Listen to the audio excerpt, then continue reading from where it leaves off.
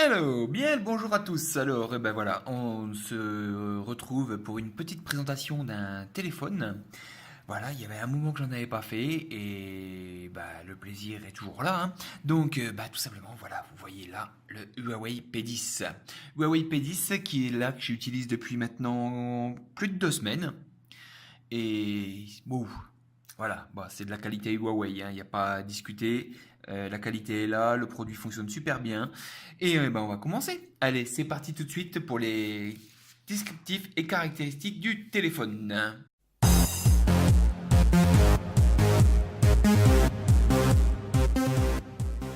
Alors, descriptifs et caractéristiques. On va commencer, il y a longtemps que je ne l'ai pas dit, par la boîte. Par la boîte, donc une boîte en carton, hein, voilà, avec le descriptif derrière tout en chinois. Voilà, c'est la version chinoise, mais qui est 100% compatible chez nous. Voilà. Là, on retrouve donc bah, quelques informations. Et la boîte, voilà, on l'ouvre comme ceci. Hop, kick. Voilà. Donc, bien sûr, là, vous aviez le téléphone, vous avez la petite fiche avec les EMEI, mais ça, on s'en fout. Ici, on retrouve une petite pochette avec une coque dedans en plastique dur que je n'ai pas utilisé. C'est voilà, c'est au choix, hein. Voilà, petite coque comme ceci. Donc, c'est toujours le bienvenu pour protéger le téléphone quand on le reçoit. Hop. Au niveau de la protection, le téléphone a une protection en verre directement posée dessus. Donc ça c'est déjà un bon point, pas besoin d'investir dans une protection en verre ou que ce soit. On referme ceci. Voilà, vous voyez que les accessoires, je ne les ai pas utilisés. On retrouve ici donc les écouteurs Huawei. Voilà, des intra-auriculaires assez basiques. Le câble USB type C. Voilà, ça j'en ai une tonne donc je n'ai pas utilisé. Ça reste tout neuf. Hop. Et ici le chargeur. Voilà, avec l'adaptateur prise européenne. Voilà. Donc fast charge, hein, bien sûr. Voilà, il y a la totale, quoi. Hop, on peut voir comme ça. Quick. Voilà, avec le petit adaptateur pour les prises européennes qui va bien avec. Donc pour la boîte, on va pas s'éterniser dessus, hein. La boîte, on va dire que c'est terminé. Hop, on remet ça ici comme ceci. Quick, quick. C'est surtout le téléphone qui nous intéresse. Ouais, moi le premier, hein. C'est vrai que quand j'ai reçu le petit colis de DHL venant de chez smartphone.com, sans frais de douane, sans rien du tout, je me suis dit, waouh, allez, c'est parti pour le test. Alors, le téléphone par lui-même. Voilà, moi j'ai reçu la version donc noir et légèrement gris derrière. Donc le téléphone, c'est un. Excusez-moi, je reprends un peu mon souffle, hein, comme quoi on perd l'habitude. 5,1 pouces avec une résolution 1920 par 1080. Voilà, donc 5,1 pouces c'est relativement convenable, hein. Tac, on va l'allumer. Voilà, taille d'écran relativement convenable, bouton tactile, appareil photo, voilà, c'est double appareil photo Leica à l'arrière.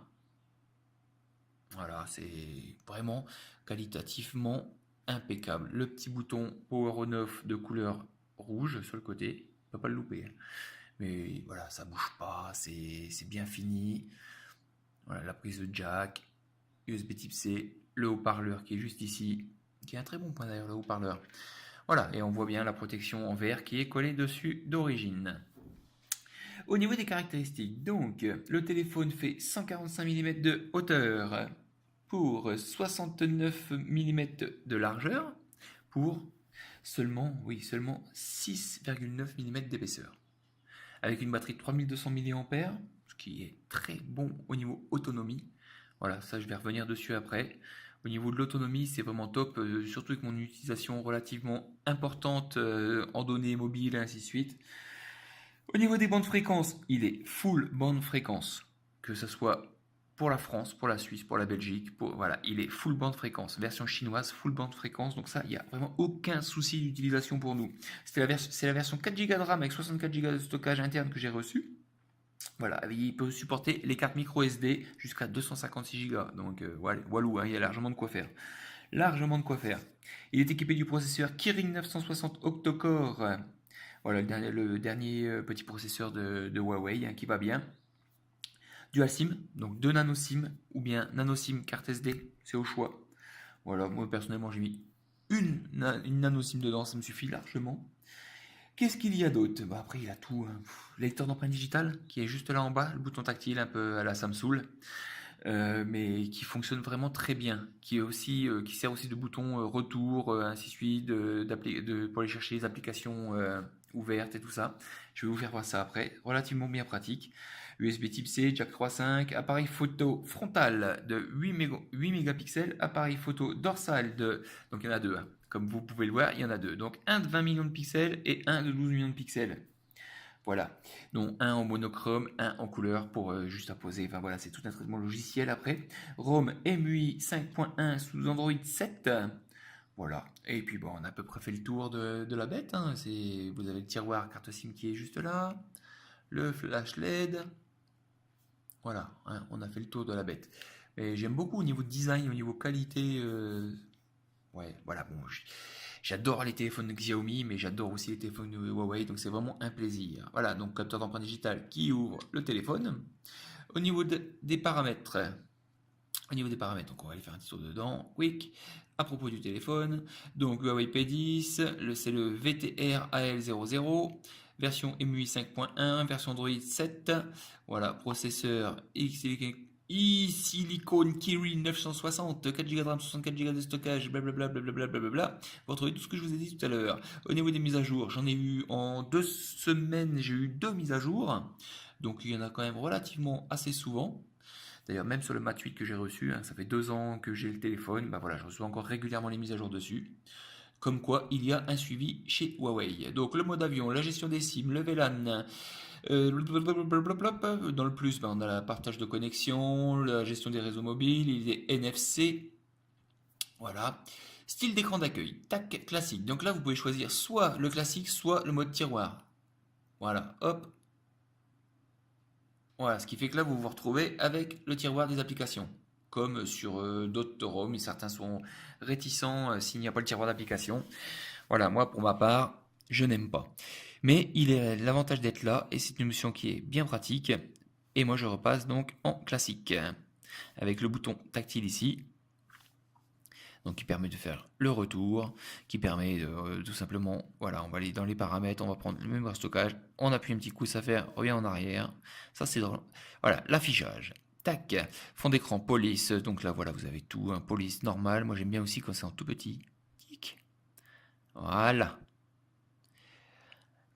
économiseur d'écran, confort des yeux, luminosité, tac, voilà, c'est un peu des réglages standards, quoi. Le son, notification et barre d'état, touche de navigation. Donc c'est là que ça devient intéressant.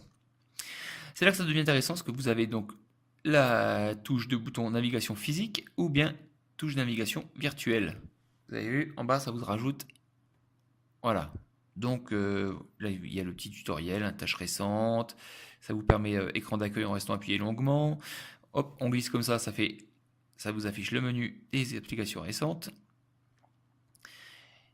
Voilà, et puis si on glisse vers le haut, ça déclenche iVoice.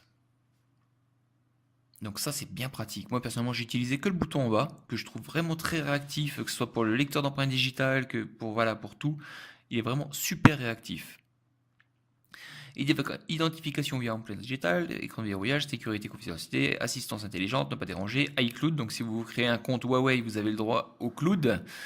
Voilà, qui vous permet de stocker vos photos, ainsi de suite, vous paramètres Wi-Fi, blablabla, blablabla, blablabla. La totale, les applications, autorisation, mémoire et stockage. Voilà, calcul en cours, donc 64 Go de stockage, 48 Go de dispo, en sachant que j'ai pas mal de vidéos dessus, je l'ai beaucoup utilisé quand même pour ces 2 semaines. Paramètres avancés, et là, data error, langue et saisie, compte utilisateur simple, voilà, là c'est vraiment la ROM Android classique, quoi, après, hein. Il n'y a pas... voilà, on voit que les notifications arrivent sans problème, elles sont sur WhatsApp, sur Facebook, tout est là. Pour les mails, c'est la même chose, ainsi de suite. Donc là-dessus, on est très bon, hein. On va dire qu'on a fini les descriptifs et caractéristiques. Et puis on va passer tout de suite aux performances et à l'autonomie.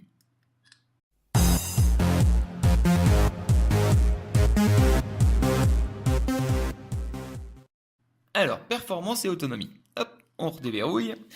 Au niveau de Antutu, je vous ai fait un petit screenshot tout simplement.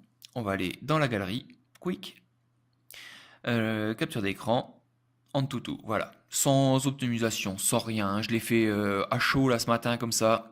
J'ai pas voulu le faire au déballage du téléphone parce que bon, avec les processeurs qu'ils mettent maintenant, je dirais que voilà, qu'est-ce qui ne va pas tourner sur ce genre de téléphone.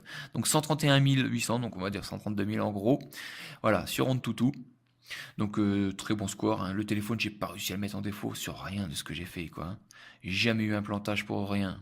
Au niveau GPS, bah voilà, c'est full band, hein, ça, on allume, plouf, ça capte. J'ai fait beaucoup de voitures avec Maps sans aucun problème. J'ai même testé le GPS moto, ainsi de suite, ça marche tip top, quoi. Donc voilà, au niveau du GPS, c'est nickel. C'est nickel, c'est nickel. Au niveau de la 4G, bah tout simplement, vous le voyez là-haut, hein. La 4G est activée. Hop, on va se rapprocher. Donc, il est largement compatible et je peux vous dire que je suis en pleine campagne où la 4G, on ne l'avait pas il y a 2 mois en arrière, quoi. Et là, voilà, ça marche tip top. Où que j'aille, j'ai de la 4G. Donc, c'est vraiment nickel, quoi. Je me suis jamais retrouvé embêté avec ça.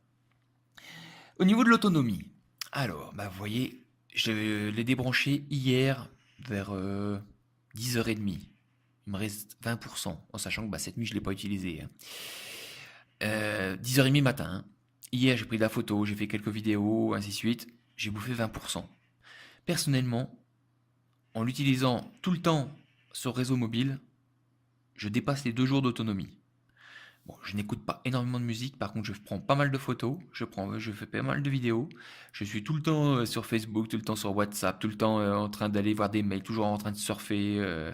Voilà, régulièrement, je suis sûr en train de surfer 3-4 heures par jour, quoi. Donc, c'est vraiment tip top, quoi. Au niveau des vidéos, je regarde beaucoup de vidéos YouTube.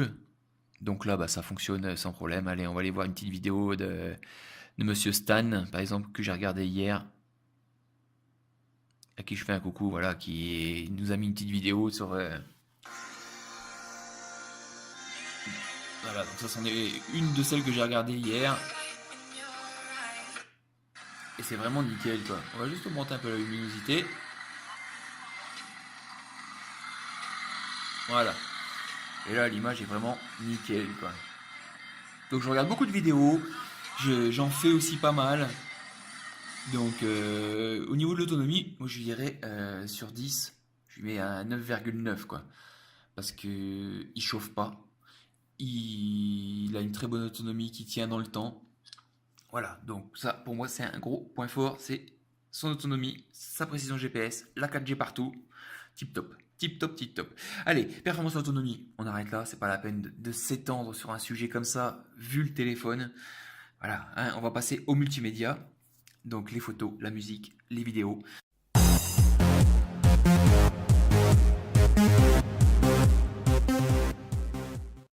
Au niveau des photos, donc on a l'appareil photo Huawei qui est là, qui est en mode selfie, voilà.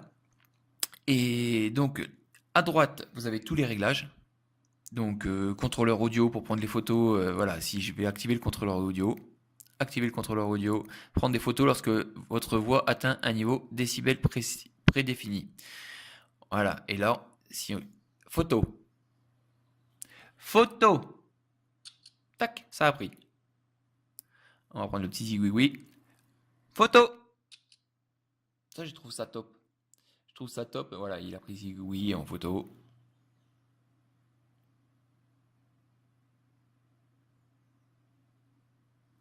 Encore une. Allez, on va prendre l'autre. Photo.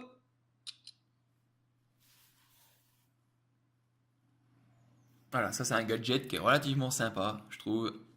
Hop, par contre, le problème c'est que quand on le laisse tout le temps activé, c'est que ça prend des photos en rafale quand on parle trop fort. C'est voilà un petit gadget sympa pour ça. Vous avez le minuteur, le contrôle de prise de photo, toucher, enfin voilà, vous avez la totale quoi. Résolution 20 mégapixels, tac, en 4 tiers. Vous avez du 9 millions de pixels en 16 neuvième. Voilà, il y a différents réglages bien sympathiques. En retour, si on va à gauche, on a tous les effets. Donc photo, monochrome, vidéo, HDR, panoramique, cliché nocturne, ainsi de suite, ainsi de suite, ainsi de suite. Donc là-dessus, au niveau de la photo, on va aller faire un petit tour dans la galerie. Clic, appareil photo. Alors là, j'en ai à l'appel. Tac, voilà, typiquement. Et là, on peut on peut zoomer un maximum. C'est super net, quoi. Qu'est-ce qu'on va se faire regarder d'autre? Ah oui, je l'avais vidé sur l'ordinateur, j'avais oublié ça.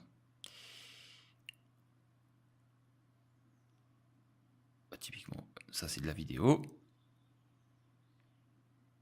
Voilà, bah vidéo, on peut regarder une petite aussi. Voilà, la vidéo de l'appareil photo sont juste nickel, quoi. C'est d'ailleurs le fichier que j'avais envoyé pour qu'il fasse sa petite vidéo sur YouTube.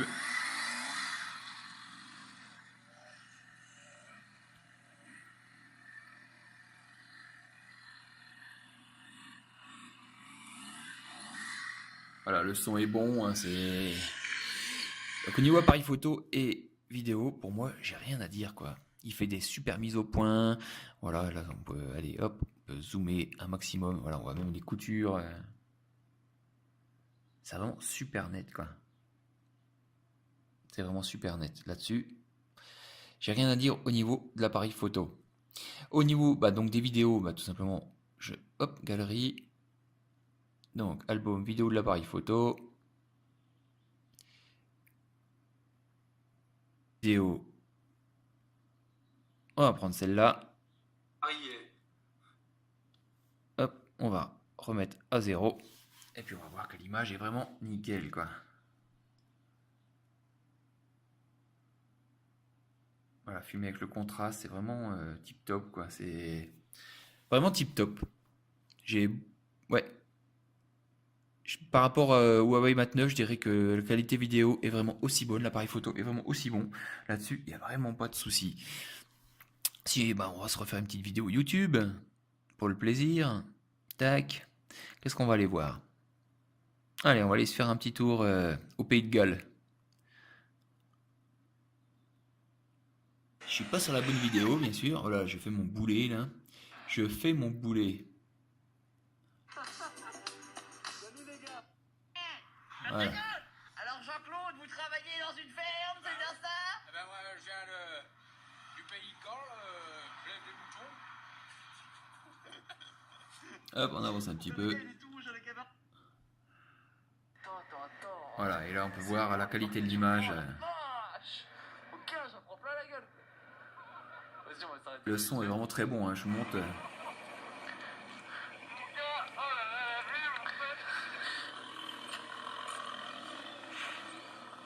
Voilà, donc j'ai eu beaucoup de plaisir à regarder des vidéos sur ce téléphone. C'est vraiment, vraiment parfait.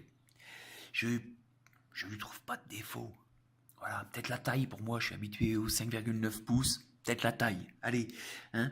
Donc, ben, on va se faire une petite conclusion sur ce téléphone. Je viens déjà de vous la faire. Donc, multimédia et jeux, ben, c'est terminé. Maintenant, on se passe au plus, au moins et à la conclusion.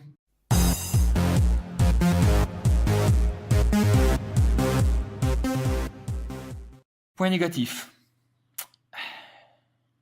Je dirais, ouais, la taille du téléphone. Moi, je suis habitué au grand. Donc, je suis habitué au grand téléphone. Donc, forcément, c'est plus compliqué. Mais on s'y fait relativement bien. Ça va. Les points positifs, bah, je dirais la qualité de l'écran pour regarder des vidéos. Je dirais point négatif, peut-être les espaces en haut et en bas qui sont quand même relativement importants. Voilà, il aurait pu être un peu plus borderless. Il aurait pu être un peu plus borderless, mais bon, voilà. En positif, après, sinon, il y a les appareils photo qui sont top, l'autonomie qui est top, le capteur d'empreinte digitale qui est top, la finition qui est top. Qu'est-ce qu'il y a d'autre? Voilà, le score AnTuTu qui est pas mauvais du tout, la précision GPS qui est super. Que demander de plus, quoi? Que demander de plus? Voilà, après, vous les avez en deux versions, donc sur la boutique smartphone.com. Vous les avez donc en Huawei P10 en 4 Go de RAM, 128 Go de stockage à 534 €. Et puis le Huawei P10 en 64 Go de stockage et 4 Go de RAM à 499 €. Voilà, donc personnellement, le 64 est déjà énorme.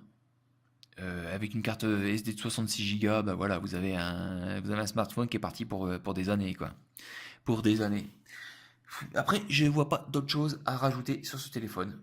Pour moi, il est juste parfait. Il est bien fini, il est joli, il est léger, relativement léger en plus. Donc 145 grammes, hein, c'est rien pour un téléphone. Le haut-parleur est bon. Voilà. Si vous voulez un bon téléphone qui dure dans le temps avec des mises à jour, un suivi logiciel, ainsi de suite, tiroir d'application pour ceux qui le veulent, et ben voilà, il n'y a pas photo, il suffit d'aller sur smartphone.com et vous commandez un petit pénis. Allez, on se retrouve bientôt pour la présentation d'une caméra, oui, la SJ-Cam SJ7 Star. Et celle-là, pour les motards, c'est juste le top, avec micro externe compatible, ainsi de suite. Et bientôt aussi le Xiaomi Mi 6. Ouais, le Xiaomi Mi 6 qui est déjà sorti depuis quelques temps, mais voilà, j'ai traîné un petit peu pour l'avoir, c'est de ma faute. Mais il arrive bientôt sur le test de la chaîne Mi France. Allez, je vous dis à bientôt, et bah, amusez-vous bien. Ciao, ciao!